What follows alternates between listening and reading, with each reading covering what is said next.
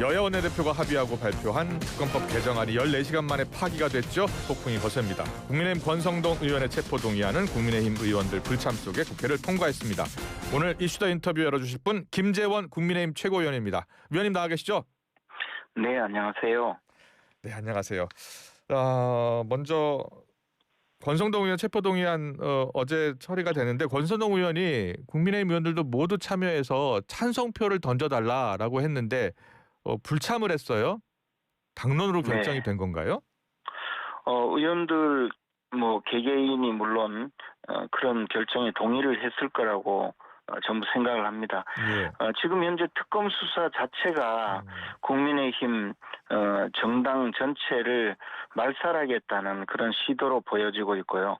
국민의힘 국회의원들 개개인에 대해서도 여러 가지 방면으로 압박을 해오는 것이 사실이거든요. 예. 그렇기 때문에 이 특검 수사 자체에 대해서 국민의힘 국회의원들이 많은 그 거부감을 갖고 있고 동의하지 않는 대목이 많기 때문에 예. 권성동 의원의 체포동의안 처리도 마찬가지로 그렇게 응했다고 저는 생각을 하고 있습니다. 예. 그 특검법 개정안은 여야가 원내대표가 함께 합의를 했고 이틀 전 저녁 7시에 발표까지 했잖아요. 네. 예. 그런데 그 다음날 바로 파기가 된 거예요. 혹시 네. 관련해서 지금 언론에 알려지지 않은 내용 알고 계신 게 있으세요? 저희들이 어제 엊그저께 예. 그 최고회의를 하는 과정에 그 파기 소식이 전해졌는데요. 아, 그랬군요. 예. 예, 최고회의 시작할 때만 하더라도 민주당에서 이러이러한 그 이유로 그 합의에 이르렀다. 그리고 우리가 이렇게 양보를 했다라는 그런 보고가 있었는데 그 회의가 끝나기도 전에 파기를 했습니다. 그런데 여러 가지 민주당 내부 사정에 대한 이야기가 있지만 예. 그러나 실질적으로 확인되고 있는 사실은 이 여야 합의에 대해서 특검법의 여야 합의에 대해서 이재명 대통령이 강한 그 불만을 드러내고 더 수사를 확실하게 해야 된다는 의지를 취임 100일 기자회견에서 밝혔거든요. 예, 예. 그러니까 이것은 전적으로 이재명 대통령이 특검의 시한을 연장하지 않는다는 데 대해서 강한 불만을 갖고 있었지 않을까 그것을 드러낸 것이고 그 영향으로 여야 합의가 된 특검법조차 파기를 한 것이고요. 사실 현행 특검법만 하더라도 그 유사일에 이런 특검이 존재하지도 않았고 또 예. 이런 그 권력자가 특별검사를 임명해서 야당을 내란몰이하고 야당을 말살하려는 이런 특검은 존재하지도 않았었는데 이런 특검을 더 권한을 강하게 권력을 몰아줘서 권한을 강하게 만들고 수사기간을 연장하고 그리고 수사 대상을 확대하는 이런 내용 특검은 사실 이것은 존재해서는 안 되는데도 불구하고 이것은 이재명 대통령이 뒤에서 예. 배후 조정을 하고 있는 결과에 의해서 파기되었다고 보고 있습니다. 그러니까 여야 합의 내용을 그러면 대통령실에서 모르고 있었다라는 것으로 이렇게 이해를 하고 계시는 거예요?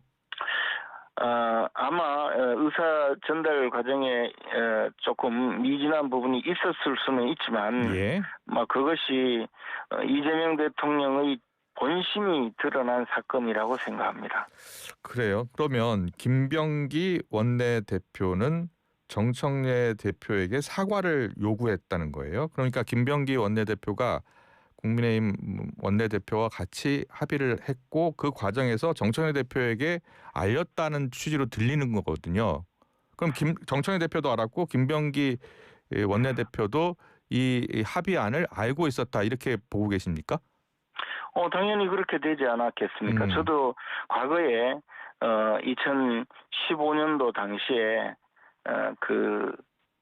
원내수석 2014년도 당시에 원내수석으로 있으면서 당시 세월호 사건이 발생하고 세월호 사건 특별 조사에 관한 법률을 그 여야 합의를 예. 해서 발표까지 하고 사인까지 하고 사진도 다 찍고 언론에 공개하고 했었는데도 민주당에 가서 3번이나 뒤집혀서 새로 재협상을 했어야 됐던 그런 사례가 있었거든요. 그런데 예. 그 당시는 민주당이 야당이었고 예. 의원총회에서 뒤집힌다든지 당대표에서 뒤집혔는데 지금은 그보다 훨씬 센 대통령이 뒤에 배후에 앉아 있기 때문에 아. 당대표와 원내대표가 합의를 하고 예. 이런 국민의힘과 특검법 연장을 하지 않겠다는 내용으로 합의를 했다 하더라도 대통령이 특검을 연장해서 계속 수사를 하고 내란머리를 더 강력하게 실시하라는 아마 그런 요구가 있다면 저런 방법으로밖에 해결이 되지 않았을 거라고 봅니다. 의원들을 대표하는 원내대표는 당연히 여야 합의에 대해서 자신의 입장을 설명을 해야 되고 예. 대통령의 요구가 있으니 결국은 정청래 대표는 대통령과의 의사소통이 좀 미진했다라는 그런 책임이 있는 것이고 그러니까 물론 내용은 다른 이야기로 하지만 결국은 대통령과 의사소통이 미진한 부분에 대해서는 사과를 했어야 됐고 예. 그러니까 사과를 하는 쇼를 한 것이라고 봅니다. 그래요. 예. 그 여야 원내대표 합의안에 대해서 이재명 대통령이 몰랐고 이재명 대통령이 나중에 알고 나서 재협상을 요구했다, 파기를 요구했다 이렇게 보시는 거예요. 그렇게 되지 않았으면 이런 여야 합의가 순식간에 이렇게 뒤집힐 리도 없을 것이고 예. 또 당대표가 사과를 하는 일은 그건 더 없었을 겁니다. 아마 예.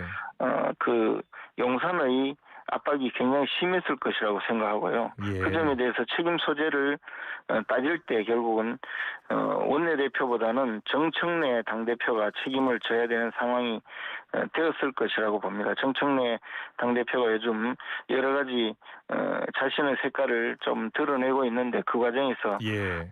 이런 좀 좋지 못한 모습이 벌어진 것 아닌가 생각합니다. 어쨌든 결론적으로 말씀드리자면 예. 이재명 정권과 민주당은 국민의힘을 말살하기 위해서 특검을 동원하고 있고 그 특검은 결국 정치적인 목적에 악용되고 있고 전의대로 활동하고 있다는 것이 다시 한번 드러난 사건이라고 생각합니다. 네. 어제 대통령 취임 100일 기자회견으로 좀 넘어가 보겠습니다. 관련해서 이재명 대통령은 내란 진상규명 또 책임을 묻는 것 이게 민주공화국의 본질이고 정부조직법과 바꿀 수 없다. 특검법 합의 몰랐다. 이런 방식 몰랐고 이런 건 협치가 아니다라고 했습니다. 어떻게 생각하세요?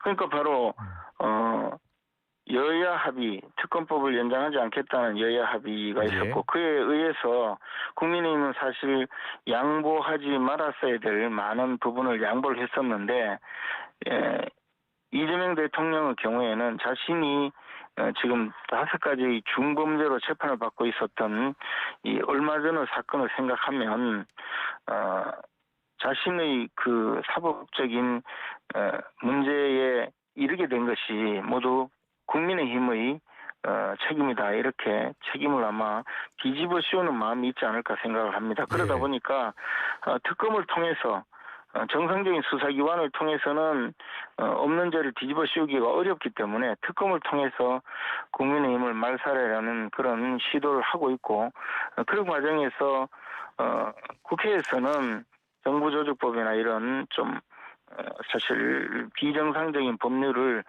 여야 합의로 통과시키는 것이 의회 정치를 위해서 필요하다고 생각하고 여야 협상을 했지만 이재명 대통령은 그거보다는 훨씬 더 중요한 것이 특검을 통해서 국민의힘을 말살해버리려는 그런 시도가 더 필요하다라고 지금 판단하는 것 같습니다. 그렇기 때문에 특검법을 양보해서는 안 된다는 것이고 합의는 내가 몰랐다는 것이고 또 더 나아가서 강력한 수사가 필요하다는 것을 대내외적으로 천명하고 있다고 봅니다. 네, 알겠습니다. 내란 내란 진상규명 관련한 특검법 개정안 관련해서는 여기까지 듣고요. 내란 특별법에 대해서 물어보겠습니다. 어제 이재명 대통령이 취임 100일 기자회견에서 내란 특별법에 대해서 위헌이 아니다. 사법부의 독립은 사법부 마음대로 하자는 것도 아니다라고 강조했습니다. 어떻게 생각하십니까? 그러니까 세계 각국에서 이제 대의민주주의가 발전을 했고, 예. 그 민주주의 기본 원칙으로 우리가 초등학교 때부터 배운 대원칙이 삼권 분립이자 예. 견제와 균형이거든요. 그 입법, 사법, 행정부가 서로 간에 견제와 균형을 이루는 것이 민주주의의 제도적인 보장책인데, 예. 이재명 대통령은 입법부에서 사법부의 권한을 마음대로 조정할 수 있다는 반민주적인 그 생각을 갖고 있다는 것을 어제 드러낸 것입니다. 사실은 사법부의 권한도 헌법에서 명시하고 있고, 사법권은 법원에 속한다라고 규정이 되어 있습니다. 그럼에도 불구하고 입법부에서 마음대로 내란 특별재판부를 구성해도 그것이 위헌이 아니다, 이런 주장을 하고 있는데, 이것은 지극히 반민주적이고 반헌법적인 생각이라고 보여집니다. 이것은 앞으로 우리나라 민주주의를 크게 훼손시키고 민주주의를 옥죄할 수 있다는 그런 인식을 드러낸 것이라고 봅니다. 네. 그렇다면요. 내란 특별부죠. 내란 특별재판부 여당에서 본격적으로 추진할 것으로 이렇게 예상하고 계시는 거예요? 대통령이 이미 예. 자신들 말로 내란 특별재판부가 위헌이 아니다라고 주장을 하고 있는데, 예. 어느 나라가 그것을 막아서겠습니까? 당내에서 일부 정신이 온전한 분이 한두 분 계셔서 예. 문제를 제기하지만 그 사람들도 곧 입을 다물 거라고 생각을 합니다. 예. 과거에 3.15 부정선거를 처단하는 부정선거 관련 특별재판부가 구성이 된 적이 있는데요. 예.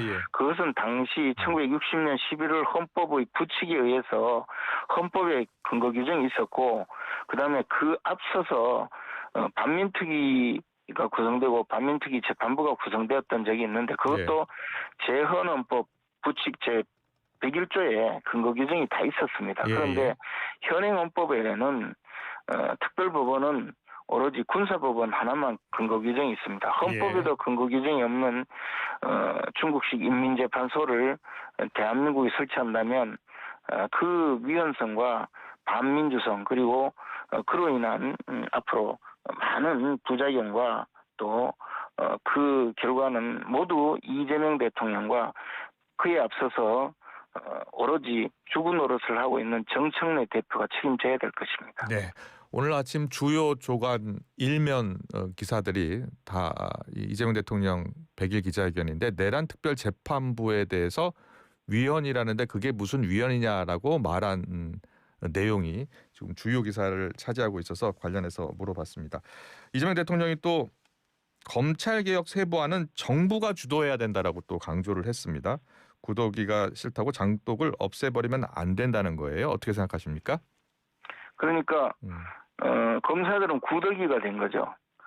그리고 검사들이 구더기가 되었기 때문에 검사들에게 그 수사권을 완전히 뺏는 것은 아마 이재명 대통령이 향후에 검찰을 동원해서 정치보복을 계속해야 될 이런 상황에서 수단을 열는다, 그런 생각을 드러낸 것이 아닌가 보여집니다. 지금 정청래 대표와 민주당의 강경파들은 검사들로부터 완전히 수사권을 뺏어서 새로운 수사기관을 창설하고, 그 수사기관이 그 중립적이지 못한 행정안전부 장관 밑에 두고 공안 통치를 하는 것을 구상하고 있는 것 같은데요.